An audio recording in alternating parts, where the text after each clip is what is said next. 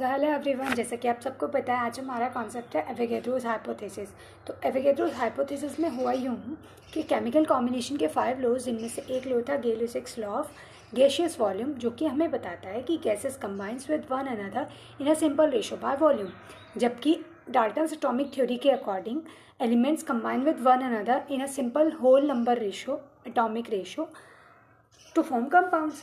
अब एक Swedish scientist थे जिनका नाम था बर्जीनियस ने इन दोनों थ्योरीज को, डाल्टन्स एटॉमिक थ्योरी और Gay Lussac's law of gaseous volume को कनेक्ट करने की कोशिश की। They try to correlate between these two and he argued that कि as elements combine in a simple ratio by atoms और gases combine in a simple ratio by volume, but there must be some relationship between the volume of the gas and the number of atoms it contains.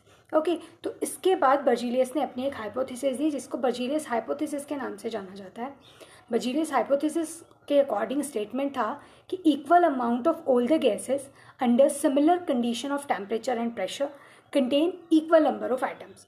अब now let us try to apply this hypothesis to a gaseous reaction between hydrogen and chlorine to produce hydrogen chloride gas। तो जैसा कि hydrogen, अगर मान लीजिए हम एक volume hydrogen लेते हैं, उसको रिएक्ट कराते हैं एक वॉल्यूम क्लोरीन के साथ, then we get 2 volume of hydrogen chloride gas. अब इस पर बर्जीलियस हाइपोथेसिस अगर हम अप्लाई करते हैं, देन वी गेट कि अगर हमने n एटम्स हाइड्रोजन गैस लिए एंड n एटम्स क्लोरीन लिया, then we get 2n compound atom, that is hydrogen chloride gas.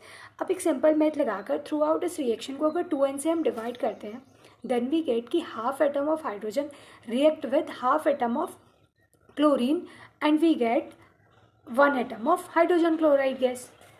Now this implies that कि 1 compound atom of hydrogen chloride gas is made up of half atoms of hydrogen and half atom of chlorine. Now this statement is in direct conflict with Dalton's atomic theory. Dalton's atomic theory हमें कहती है कि atoms are ultimate particle of elements and are indivisible.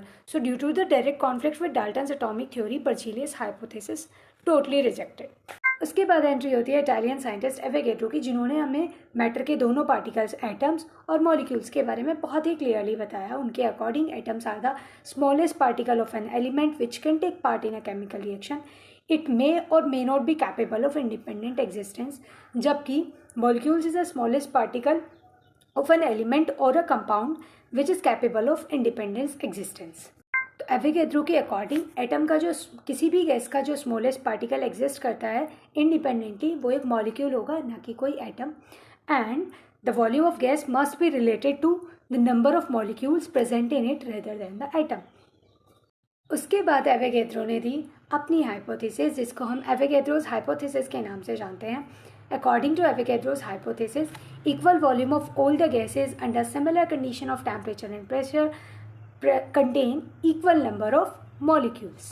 And this hypothesis elegantly explain all the gaseous reaction and is now widely recognized as a law और principle known as Avogadro's law और Avogadro's principle. अब अगर हम अपने पहले वाले example पर इसको अप्लाई करने की कोशिश करते हैं, देन इट इम्प्लाइज दैट कि 1 molecule of hydrogen chloride gas is made up of half molecule of hydrogen and half molecule of chlorine.